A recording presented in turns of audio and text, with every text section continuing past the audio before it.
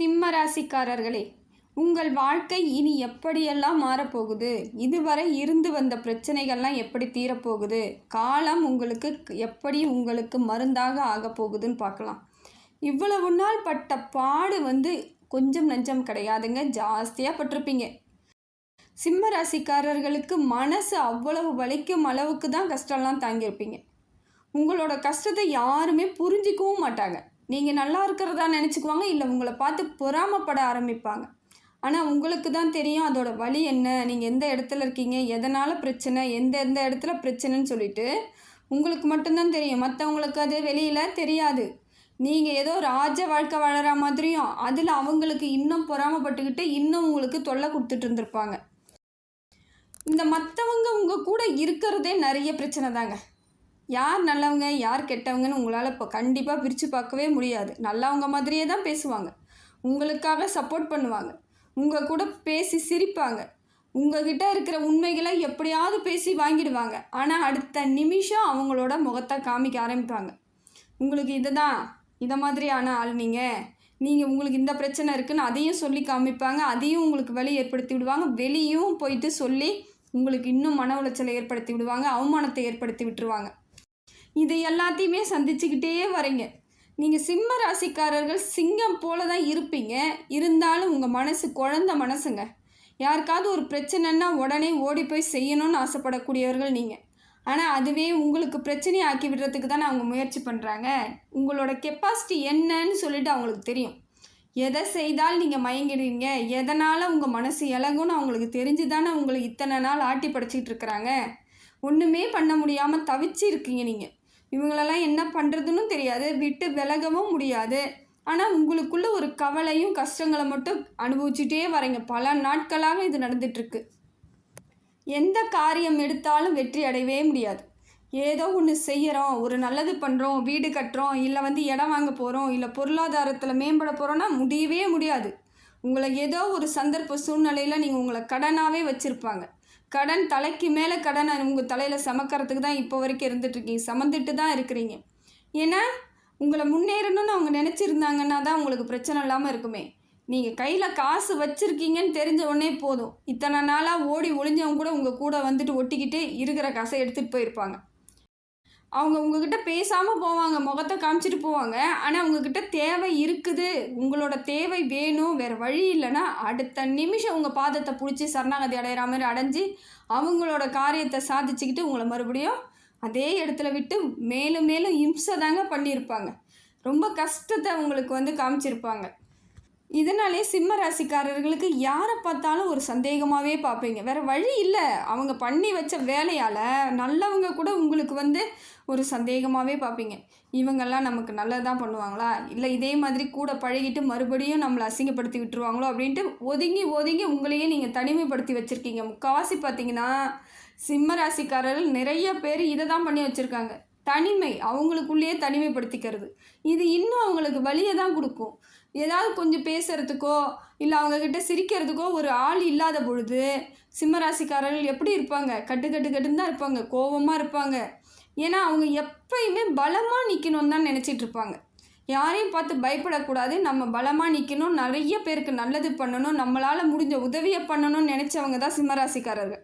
அப்படிப்பட்ட சிம்மராசிக்காரர்கள் இப்போ எப்படின்னா உதவி பண்ண முடியாது, பலமாகவும் இருக்க முடியாது, எதிர்நீச்சல் போடவும் முடியாது, பலகீனத்திற்கு உச்சத்துக்கே போயிருப்பாங்க. அப்போ மன உளைச்சல் ஆகாமல் என்ன பண்ணோம், அதான் மனசு அவங்களுக்கு பாரமாயிடுச்சு.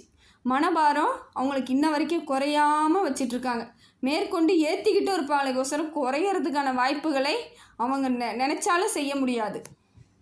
அதே போல் சிம்ம ராசிக்காரர்களிடம் மற்றவர்கள் எப்படி தெரியுமா ஏமாற்றுவாங்க, நல்ல விதமாலாம் பழகிட்டு வராங்கலாம் நம்பக்கூடாது. நீங்கள் அவங்க அப்படி தான் பழகுவாங்க. தேன் ஒழுகுற மாதிரி பேசுகிறதுன்னுவாங்க பார்த்தீங்களா, அதுதான். தேனை விட இனிமையாக பேசுவாங்க, உங்களை அப்படியே தூக்கி வச்சு பேசுவாங்க. உங்களுக்கு எல்லாமே தெரியுன்ற மாதிரியும் நீங்கள் தான் இந்த உலகத்திலே நல்லவங்க, உங்ககிட்ட எந்த கெட்ட குணமும் இல்லைன்ற மாதிரி பேசுவாங்க. நிச்சயமாக அதை மாதிரி ஆட்களை நம்பாதீங்க, கூட வச்சுக்காதீங்க. இதுதான் இன்னைய வரைக்கும் உங்களுக்கு அவங்க கொடுத்த ஒரு பெரிய தண்டனையே. தூக்கி வச்சு தலையில் வச்சு கொண்டாடி கீழே தூக்கி தொப்புன்னு போடுற மாதிரி தான் அர்த்தம். உங்களை தூக்கி வச்சு பேசிக்கிட்டே இருப்பாங்க. நடுவில் உங்களோட செயல்பாடெல்லாம் தெரிஞ்சுக்கிட்டு மற்றவங்ககிட்ட போயிட்டு அது தப்பாக சொல்கிறது, உங்களோட வளர்ச்சியை பார்த்து அவங்களுக்கு எரிச்சல் வர்றது, வயிறு எரிச்சல் வர்றது, பொறாமைப்பட்டு மறுபடியும் உங்களுக்கு எந்த நல்லது நடக்கக்கூடாதுன்னு அவங்க தனியாக ஒரு ரூட்டு போட்டுன்னு போவாங்க. அதனால் எப்பயுமே நீங்கள் மற்றவங்கள வந்து ஓரளவுக்கு தூரம் வச்சு பார்த்துட்டிங்கன்னா தப்பிச்சுக்கலாம். அதை விட்டுட்டு நீங்கள் கூடயே அவங்க கூடயே பயணம் பண்ணணும்னு நினச்சிங்கன்னா இவங்க இதே தப்பை திருப்பி திருப்பி பண்ணி உங்களை முன்னேறவே விட மாட்டாங்க. உங்ககிட்ட என்ன இருக்குதுன்னு அவங்கக்கிட்ட சொல்கிறத ஃபஸ்ட்டு நிறுத்துங்க. என்ன பொருளாதாரம் இருக்குது, எப்படியெல்லாம் பொருளாதாரம் வருது, எனக்கு எப்படி பண வரவு இருக்குதுன்னு அவங்களுக்கு தெரிஞ்சிருச்சுன்னு வச்சுக்கோங்க. அதுக்கப்புறம் எல்லா வழிகளையும் அவங்க தடை பண்ணி விட்ருவாங்க. அவ்வளோ ரொம்ப நல்லவங்க அவங்களாம். இதே மாதிரி நிறைய பேரை பார்த்துருக்கேங்க. என் வாழ்க்கையிலேயே நான் பார்த்துருக்கேன். நானே என் வாழ்க்கையில் அது மாதிரி பார்த்துருக்கேன். நம்பி நானும் சொல்லியிருக்கேன். அப்புறம் தான் தெரியும் இவங்க நமக்காக தண்டனையை இதுதான் நம்ம தேவையில்லாமல் அவங்கக்கிட்ட சொன்னதோட விளைவு அப்படின்ட்டு நானே நிறைய இடத்துல அனுபவிச்சிருக்கேன். அதே போல் தான் எல்லாருக்குமே இலகிய மனசு படைத்தவங்க இல்லை நல்ல மனசு படைத்தவங்களாம் நம்ம என்ன பண்ணுவோம், வெள்ளந்தியாக போயிட்டு இதெல்லாம் இப்படி வருது, இதை செய்கிறேன் அதை செய்கிறேன், அங்கேருந்து காசு வருது, நான் இந்த தொழில் பண்ணிகிட்ருக்கேன், இங்கே முதலீடு போட்டு வச்சுருக்கேன், இதை விற்றா இவ்வளோ வரும் அப்படின்னு நம்ம என்ன பண்ணுறோம், ஓப்பனாக எல்லாருக்கிட்டையும் சொல்லிடுறோம். அதுதான் நமக்கு தப்பாக போயிடுது. அந்த காசு எதுவுமே நமக்கு வராது. அப்படியே வந்தாலும் அது நம்மக்கிட்ட தங்காது. அதனால் முடிஞ்ச வரைக்கும் ரகசியமாக பண விஷயத்தில் மட்டும் ரகசியமாக இருக்கிறது உங்களோட சிறப்பு. சிம்ம ராசிக்காரர்களை புரிந்து செயல்படக்கூடிய அளவுக்கு யாருமே கிடையாதுங்க.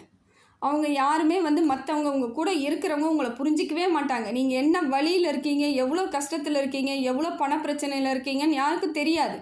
உங்களுக்கு மேற்கொண்டு அவங்க தொல்லை தான் பண்ணிக்கிட்டு இருப்பாங்களே ஒசரம் உங்களுக்காக ஒரு வழியோ இல்லை ஒரு நல்லதோ நினைக்க போகிறவங்களும் கிடையாது, சொல்ல போகிறவங்களும் கிடையாது. இப்படிப்பட்ட உறவினர்களால் தாங்க இவ்வளவு நாள் நீங்கள் படாத பாடுபட்டுட்ருக்கீங்க. அதே போல் குடும்ப உறுப்பினர்னு பார்த்தீங்கன்னாக்கா குடும்பத்தில் ஒத்த உறுப்பினர்களாக இருக்கும் பொழுது மொத்தமாக நல்லா தான் இருக்கும். ஆனால் இந்த அண்ணன் தம்பி அக்கா தங்கச்சி இந்த மாதிரி இருக்கக்கூடிய இடத்துல உங்களுக்கு தேவையில்லாத மன உளைச்சல் ஏற்படுத்தி விடுவாங்க.